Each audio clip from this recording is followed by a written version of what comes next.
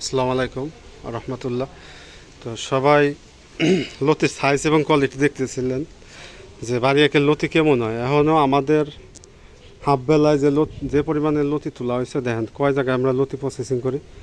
এই হচ্ছে এক জায়গা, এই এই এই হচ্ছে আপনার এক জায়গায় এই লতির আপনার আমি একটু আপনাদেরকে খালি দেখানোর চেষ্টা করলাম। অনেকেই প্রশ্ন করেন যে ভাই লতির কোয়ালিটি কীরকম। এই হচ্ছে লতির কোয়ালিটি।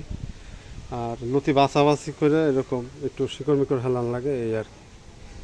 তো আমাদের আরও কিছু লতি এই উঠানের ভিতরে এই যে এখন আবার রান্না হইতেছে এই জায়গায়।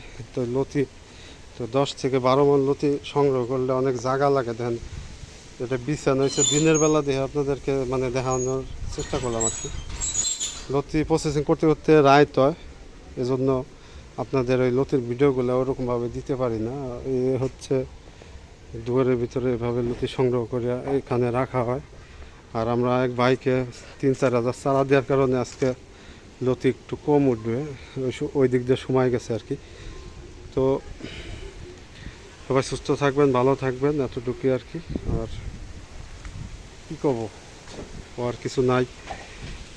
যশোর আর নাটোরের তো চারা এনে যারা কান্তাছেন যে কয়েন যে ভাই 4 মাস গাছের বয়স ফুল হয়ে গেছে, তো তাদেরকে বলবো আপনারা আমাদের জমিতে একটু আসেন, আইসে তারপরে এই কান্দাকাটি একটু বন্ধ করে পরে আমাদের লতির সাইজ আর গ্রোথগুলো একটু দেখে যান, এতটুকুই।